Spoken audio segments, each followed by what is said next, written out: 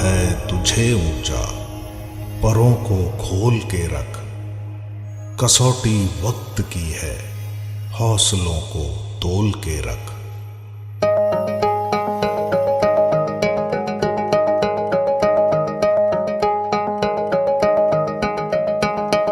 अभी आगाज है तेरा, बहुत कुछ सीखना है। कमर कसनी अभी बाकी है, मुट्ठी भींचना है। अभी आगाज है तेरा, बहुत कुछ सीखना है। कमर कसनी अभी बाकी है, मुट्ठी भींचना है। भले हालात हो कैसे भी, बस ये सोच ले तू, यही है जिद यही है रार, बस अब जीतना है। लिखूंगा खुद नई तकदीर अपने हाथ से मैं, रगों में खून के संग इस जुनून को घोल के रख। कसौटी वक्त की है, हौसलों को तोल के रख। जोड़ना है तुझे ऊंचा, परों को खोल के रख। कसौटी वक्त की है, हौसलों को तोल के रख। जोड़ना है तुझे ऊंचा, परों को खोल के रख।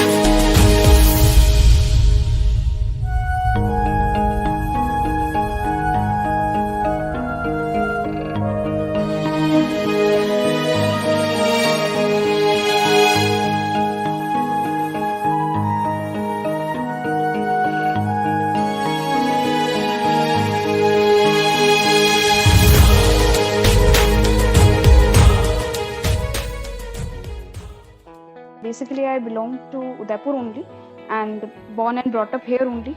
All the complete education from Udaipur. I have completed my bachelor's in commerce. Then I have completed my master's also in commerce only, M.Com. Then I have completed my LLB from Udaipur only. I have done one complete year of internship in the family court. Then I have completed my RSCIT, that is for the government exams we need the basic computer course, which I have topped with 90%. And after that I have also completed my spiritual courses, that is the Reiki healing course, and I am also the master of the tarot cards. So I have a deep interest and faith in God and spiritual things. So I have done many other courses also, short span yoga courses and some other landmark courses, spiritual courses. Attended the Sudarshan Kriya, that is the art of living, and things are being done. And then I'm also social activist. I also maintain a group called Mixture, जिसको अभी उदयपुर में I don't think so कि किसी भी परिचय का वो कोई मोहताज है किसी भी इंट्रोडक्शन का, क्योंकि जो निक्षर है वो उदयपुर में most of the people know it that it is a poetry group. And जितने भी पोएट्स हैं, पोएट्स के अलावा जो भी यंग आर्टिस्ट हैं वो हम लोगों के साथ ज्वाइन होते हैं इसमें। एंड सोशल एक्टिविटीज़ तो हम लोग करते ही हैं, वो साइड बाय साइड है, but basically it is a poetry group. And इसमें जिन लोगों को भी मंच नहीं मिलता है, जिनको स्टेज नहीं मिलता है, मैं हर तरीके से कोशिश करती हूँ कि उन लोगों को एक प्लेटफॉर्म मिले। हम लोग हर महीने ओपन माइक नहीं करवा पाते, तो या तो बेसिकली जो ओपन माइक्स होते हैं वो कपल ऑफ मंथ्स में होते हैं या 3 मंथ्स में एक बार होता है, क्योंकि उसमें काफ़ी ज़्यादा फाइनेंस भी लगता है और हम लोग कभी भी लोगों से पैसा नहीं लेते इस चीज़ का। तो हम लोग कपल ऑफ मंथ्स में या 3 मंथ्स में हम लोग एक बार ओपन माइक करवाते हैं, और इसका जो भी होलसेल सारा खर्चा होता है, जो भी वो सारा मैं और मेरी टीम मिलकर निकालते हैं। और इसके अलावा हम लोग हर मंथ वर्चुअली हम लोग एक जूम पर या फिर व्हाट्सएप ग्रुप में हमारे एक पोइट्री कंपटीशन होता है, जिसमें कोई एज लिमिट नहीं है। 60 to 70 ईयर्स के भी लोग हमारे साथ हैं, इवन 90 ईयर्स के लोग हमारे साथ हैं, स्कूल के बच्चे, 14-15 साल के बच्चे हम लोगों के साथ हैं। तो एक पोइट्री ग्रुप चलता है उदयपुर में। मुझे नहीं लगता कि आज से 3 साल पहले कोई भी ऐसा ग्रुप था। ग्रुप्स काफ़ी थे लेकिन डिजिटली वो लोग इतने ज़्यादा एक्टिव नहीं थे। तो निक्षर के आने के बाद, क्योंकि इसकी शुरुआत ही फेसबुक ग्रुप से हुई, देन व्हाट्सएप पर आया, और इंस्टाग्राम पे हम लोग हाल ही में 1 साल पहले आए हैं, और धीरे धीरे टीम बनी। तो अकेले शुरुआत की, और आज कुछ लोग हैं लेकिन टीम मेंबर्स भी मतलब बच्चे ही हैं, वो लोग भी 16, 17, 18 ईयर्स के हैं जो इतना टाइम नहीं दे पाते। कुछ लोग अभी फर्स्ट ईयर कॉलेज में हैं, तो इसका जो पूरा मेंटेन करना होता है, ध्यान रखना होता है, वो सारा मैं ही करती हूँ। और हम लोग डेली पिछले बीते 2.5 वर्ष से लोगों को डेली एक टॉपिक देते हैं, जिसमें संडे छुट्टी रहती है, इसके अलावा डेली एक न्यू टॉपिक मिलता है। वो खुद में एक बहुत बड़ी प्रॉब्लम है कि हम लोगों को टॉपिक्स ही खत्म होते जाते हैं कि हम लोगों को क्या टॉपिक दें, उसके ऊपर वो लोग अपनी पोइट्री लिखते हैं। तो इस तरीके से मेरा ग्रुप ऑपरेट होता है निक्षर, जो कि पोइट्री है। इसके अलावा मैं एक सोशल एक्टिविस्ट भी हूँ। हम लोग काफ़ी सोशल एक्टिविटीज़ करते हैं, जैसे प्लांटेशन हो गया, ब्लड कैंप्स हो गए। अभी कोविड में हम लोगों ने काफ़ी सारी एक्टिविटीज़ की थी, उसके बारे में मैं आपको और आगे बताऊंगी कि हम लोगों ने क्या क्या किया था। तो बस यही है अब तक की। My age is 26। तो जितना मुझे लगता है मेरी उम्र के अनुसार और मुझे करना चाहिए था, मैं शायद नहीं कर पाई, पर जितना अभी तक मैं कर पाई हूँ मुझे उसमें सेटिस्फेक्शन है, और लगता है कि शायद मैं और आगे जा कर के और अच्छा कर पाऊंगी अगर हमें फाइनेंस प्रोवाइड हुए या मुझे और अच्छी एक टीम मिलती है। जी, बहुत खूब। ठीक है, थैंक यू किरण जी। तो मेरा नेक्स्ट क्वेश्चन आपसे ये है कि आप अपने वंडर वुमन के बारे में हमको बताइए। देखिए, आई डू बिलीव कि शायद हर वुमेन अपने आप में एक वंडर वुमेन है।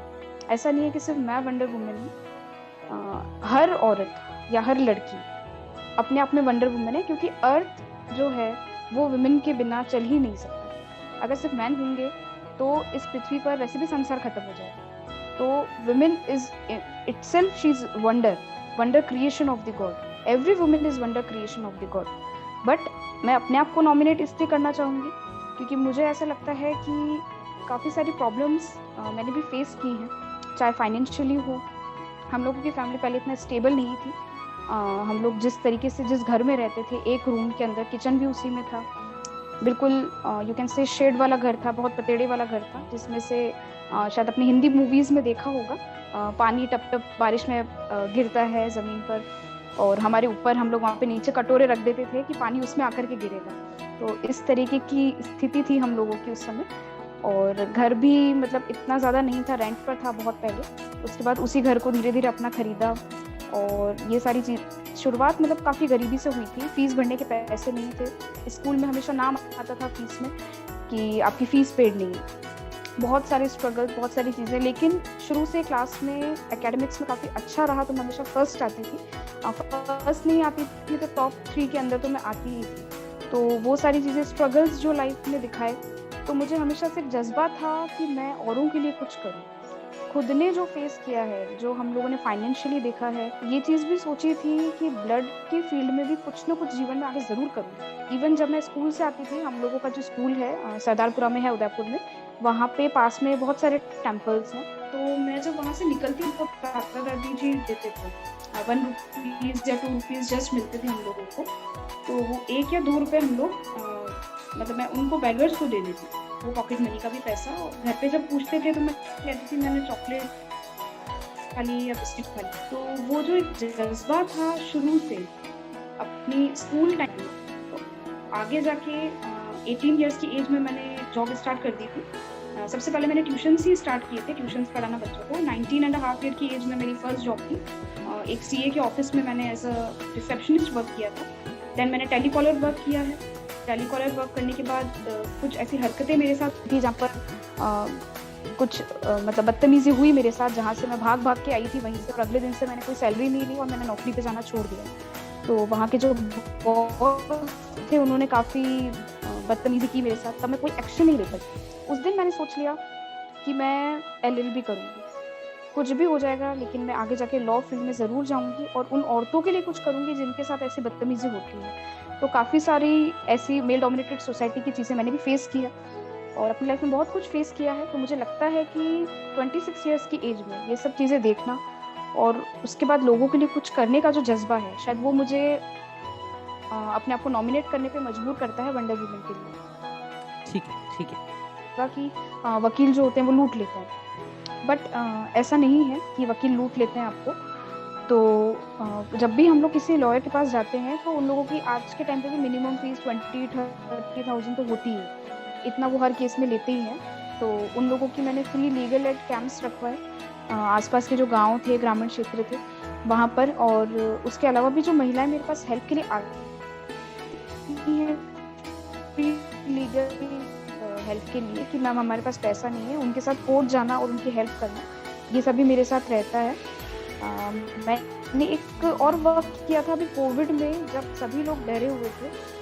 पूरे टाइम जब हम रोड पे लोगों का चालान काटते थे तो लोग हमें गालियाँ भी काफ़ी देते होंगे, लेकिन हम लोग वहाँ पर चालान काटते थे जो लोग बिना मास्क के घूमते थे, और उन लोगों को हम लोग वहाँ पर गाइड करते थे। उसके बाद जिन लोगों के जो लोग 2 सवारी जाते थे, 3 सवारी जाते थे, उन लोगों को पकड़ते थे। ये सारा ट्रैफिक वॉलंटियरिंग का काम किया कोविड में। उसके अलावा प्लाज्मा डोनेशंस का हम लोगों ने बहुत ज़्यादा अवेयरनेस प्रोग्राम किया। उदयपुर में आज की डेट में मैंने मेरी टीम के साथ मैं एक टीम के साथ एसोसिएट हूँ। हम लोगों ने 400 प्लस पीपल को free of cost without any money लोगों से हेल्प करवा के प्लाज्मा डोनेशन करवाया। और जिन लोगों को प्लाज्मा की ज़रूरत थी, क्योंकि आपने देखा होगा कि कोविड में बहुत लोगों की जो मृत्यु थी वो होती जा रही थी और उनको प्लाज्मा नहीं मिल रहा था। प्लाज्मा से उनको दूसरी लाइफ मिली। तो आप ये कह सकते हो हम कुछ लोगों की जान को नहीं बचा पाए, लेकिन काफ़ी लोगों की हमने जान बचाई है। तो मेरी जो जर्नी है शुरू से स्ट्रगल वाली तो रही है, लेकिन काफ़ी खूबसूरत भी रही है। मेरा आपसे अगला सवाल ये है किरण जी कि ऑफ कोर्स ये क्वेश्चन थोड़ा सब्जेक्टिव हो जाता है और हमने इसमें पहले भी बात की है, पर आपको क्यों लगता है और कैसे लगता है कि आप दूसरों के लिए एक इंस्पिरेशन हैं? देखिए, जैसा मैंने आपको बताया, मैं मानती हूँ कि हर वुमेन अपने आप में वंडर वुमेन है ना, क्योंकि अगर औरत नहीं होगी, वुमेन नहीं होगी तो ये संसार ही नहीं है ना। एक औरत केवल अपने बच्चों को जन्म नहीं देती है, अपने सन या अपने डॉटर को जन्म नहीं देती है। एक लेडी जो होती है, एक औरत जो होती है, वो संसार को, पूरे अर्थ को आगे सींच रही है और आगे जन्म दे रही है। तो मुझे ऐसा लगता है कि वंडर वुमेन हर औरत है अपने आप में। मैं दूसरों के लिए शायद इंस्पिरेशन इस तरीके से बन सकती हूँ। सबसे बड़ा काम जो मुझे लगता है मैंने आज तक अपनी लाइफ में अचीव किया है, वो है बॉडी डोनेशन करना। मैंने अभी 25 साल की उम्र में ही 1 साल पहले मैंने मेरी बॉडी डोनेट कर दी थी, और जब भी मेरी मृत्यु होगी, जब भी मेरी डेथ होगी, मेरी बॉडी को जलाया नहीं जाएगा। मैंने मेरे सारे पार्ट्स डोनेट कर दिए हैं। तो जब भी डेथ होगी मेरी पूरी बॉडी के सारे पार्ट्स जो हैं वो किसी न किसी व्यक्ति के काम आएंगे। मैंने मेडिकल ट्रीटमेंट के लिए नहीं किए हैं, मैंने सारे पार्ट्स अलग अलग तरीके से किए हैं। तो वो किसी न किसी व्यक्ति को, मेरी आँख काम आएगी, किसी को दिल काम आएगा, किसी को मेरा ब्रेन काम आएगा, तो जो भी, किसी को लिवर काम आएगा। तो इस तरीके से इवन मुझे देख करके मेरे 7 फ्रेंड्स ने, ये मुझे लगता है मेरे लिए बहुत बड़ी अचीवमेंट है 25 साल की उम्र में ही जब मैंने बॉडी डोनेशन किया। 7 फ्रेंड्स जब मेरा फेसबुक पर देखा और इंस्टाग्राम पे देखा, ये तो मेरे लिए बिगेस्ट इंस्पिरेशन था। 7 लोगों ने अगले ही दिन फॉर्म भरा कि किरण मैम आप प्लीज फॉर्म लेके आइए और हमें भी ये फॉर्म भरना है। तो 7 लोगों ने अगर बॉडी डोनेशन कर दिया तो हमने कितने लोगों की जान बचाई। 7 वो और 1 मैं, तो 15 लोगों ने, अगर हर बॉडी पार्ट किसी के पास जाता है, किसी को आँख जाती है, किसी को लिवर जाता है, किसी को हमारा हार्ट जा रहा है, तो कितने लोगों की जान तो हम ऑलरेडी बचा चुके हैं। और बहुत सारे लोगों ने फॉर्म की रिक्वायरमेंट की है कि मैम हमें बॉडी डोनेशन करना है आपकी तरह, क्योंकि आप अगर 25 में जॉब करती हूँ प्राइवेट स्कूल में, वहाँ की डायरेक्टर से फॉर्म मंगाया और उन्होंने कहा मैम आप पूरे स्कूल में भरवाओ, आप पूरे स्कूल में हर टीचर को मैसेज करो कि कौन करना चाहते हैं। और हमारे स्कूल में आज 200 प्लस का स्टाफ है, तो अगर 200 लोग बॉडी डोनेशन करते हैं हमारे स्कूल के डायरेक्टर और मैनेजमेंट सबको मिला के, तो आप ये सोचिए कितने लोगों की जान हम बचा सकते हैं। तो इंस्पिरेशन एक तो ये रही। दूसरा शायद मुझे लगता है कि मुझे देख के काफ़ी लोगों ने ब्लड डोनेशन स्टार्ट किया है। मैंने 18 ईयर्स की एज में मेरा फर्स्ट टाइम ब्लड डोनेशन कर दिया था और अभी तक भी मैं करती ही आई हूँ। और कल हम लोगों का एक प्रोग्राम था शहीद दिवस पर, तो उसमें भी सुबह को मैं ब्लड डोनेट करके आई। तो 23 मार्च को जो शहीद दिवस था, तो इसलिए मुझे ऐसा लगता है कि काफ़ी सारे लोगों ने प्लाज्मा भी डोनेट किया, कोविड में लोगों की जान बचाई, ब्लड डोनेट किया। तो ये देखकर कि स्कूल के काफ़ी टीचर्स ने इंस्पिरेशन लेके उन्होंने भी फ्री ऑफ कॉस्ट पढ़ाना शुरू कर दिया। और जो फ्री लीगल एड है, जब मैंने शुरू किया था तो मेरे साथ काफ़ी और एडवोकेट्स भी जुड़े, जिन लोगों ने लोगों को फ्री में लीगल सेवा देना शुरू किया। तो इंस्पिरेशन हर फील्ड में रही है, चाहे वो लॉ फील्ड हो, चाहे वो टीचिंग हो, चाहे वो सोशल वर्क हो, चाहे बॉडी डोनेशन हो। तो मुझे ऐसा लगता है अभी तक काफ़ी लोगों को तो किया है, काफ़ी हंड्रेड्स ऑफ लोगों को इंस्पायर किया है, और आगे भी मुझे मौका मिलेगा तो मैं सभी को इंस्पायर करना चाहूँगी। Great great. तो मेरा अगला सवाल आपसे ये है कि ऐसे अगर आपके पास कोई अचीवमेंट्स हों या ऐसे कोई अवार्ड्स मिले हों आपको, तो प्लीज़ उसके बारे में हमारे साथ शेयर कीजिए। अवार्ड्स तो देखिए मुझे काफ़ी सारे मिले हैं। सबसे बड़ा अचीवमेंट मेरे लिए ये है कि मैंने आज तक ऐसे जो कोई अवार्ड फंक्शंस होते हैं जिनमें मॉनेटरी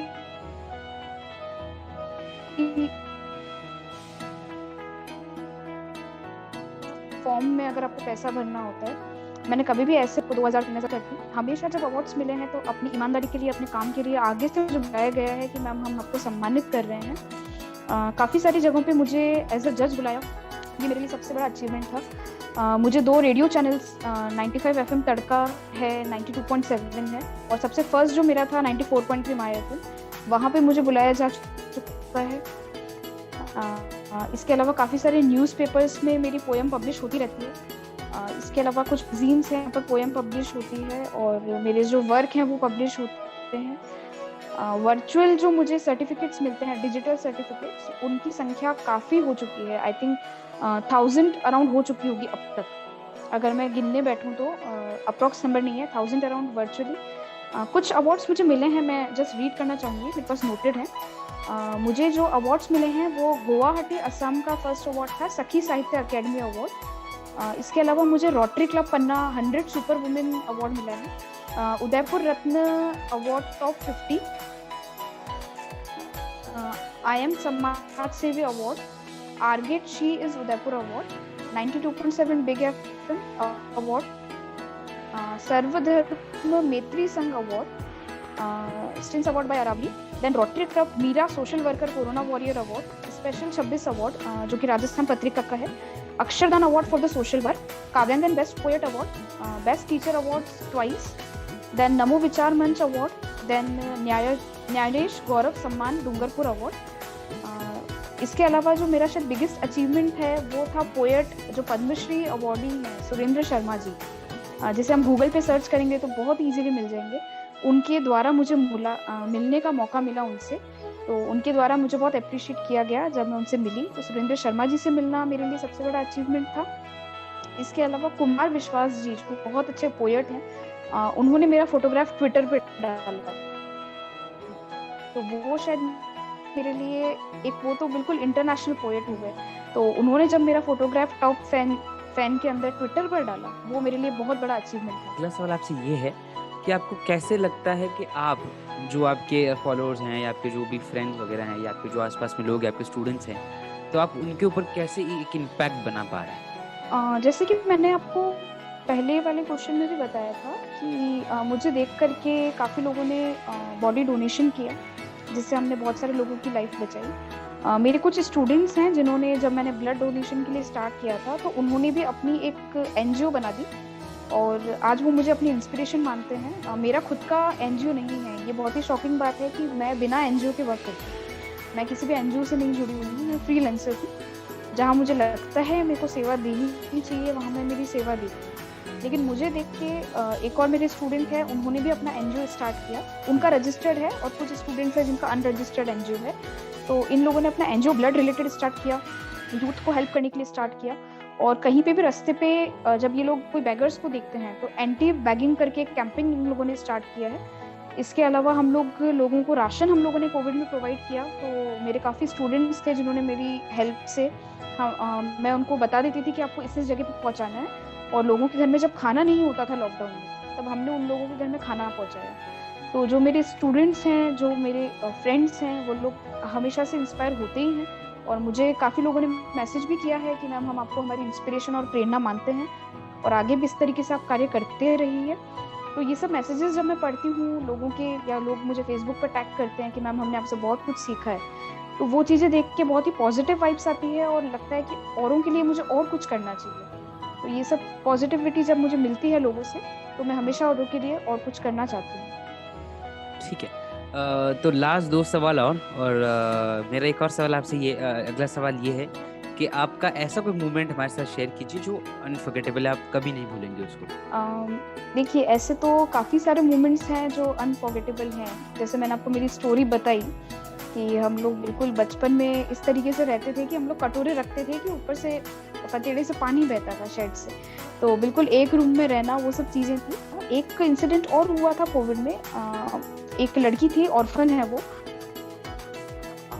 उसकी जो स्टोरी है, उसकी फैमिली उसकी शायद किडनी सेल कर रही थी, तो वो अपने घर से भाग गई थी और वो अभी भी उदयपुर में रूम लेकर ही रहती है। उसके कांटेक्ट में हूँ मैं अभी भी, कभी भी हेल्प की ज़रूरत होती है तो मैं जाती हूँ उसके यहाँ। तो उसको एक्चुअली डेंगू हो गया, डेंगू प्लस उसको एक दो प्रॉब्लम्स और हो गई और उसकी लिवर प्रॉब्लम्स हो गई और उसके लंग्स पूरे तरह से ख़त्म हो चुके थे। तो तब हमें लग रहा था वो नहीं बचेगी और उसके बाद मेरे पास कॉल आया कि मैम इसको अहमदाबाद ले जाना पड़ेगा और 2 लाख रुपए की अर्जेंट ज़रूरत है।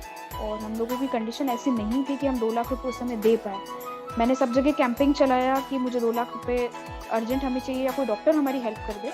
तो यही समझ लीजिए कि बिल्कुल एक चमत्कार ही हुआ कि उदयपुर में हमें एक प्राइवेट हॉस्पिटल है, वहाँ से डॉक्टर का कॉल आ गया और हम बिल्कुल हिम्मत हार चुके थे। मैं हॉस्पिटल में ही थी, कोविड वार्ड था, कोविड वार्ड के पास उसकी टेस्टिंग हुई और मैं आईसीयू में बिल्कुल घुस गई वहीं पर। तो लोगों ने मुझसे पूछा कि मैम आप इनके क्या लगते हो?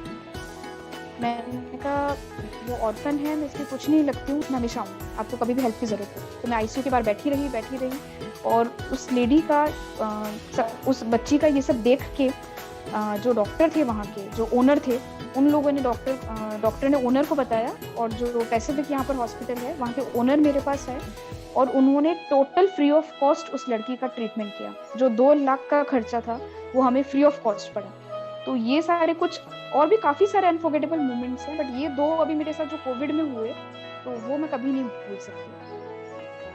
ठीक है। तो मेरा आखिरी सवाल आपसे ये है किरण जी कि इतने परिश्रम, इतनी कठिनाई, इतनी मदद सब करने के बाद और ऐसा कौन सा एक मैसेज है आप अपने ऑडियंस जो सुन रहे हैं आपको, जो देख रहे हैं आपको और जो ऑडियंस देख रही है इसको, उनके लिए छोड़ना चाहेंगे? देखिए, मैं ऑडियंस के लिए एक ही मैसेज देना चाहूँगी कि आप अपने लिए तो सभी जीते हैं, आप औरों के लिए जिए।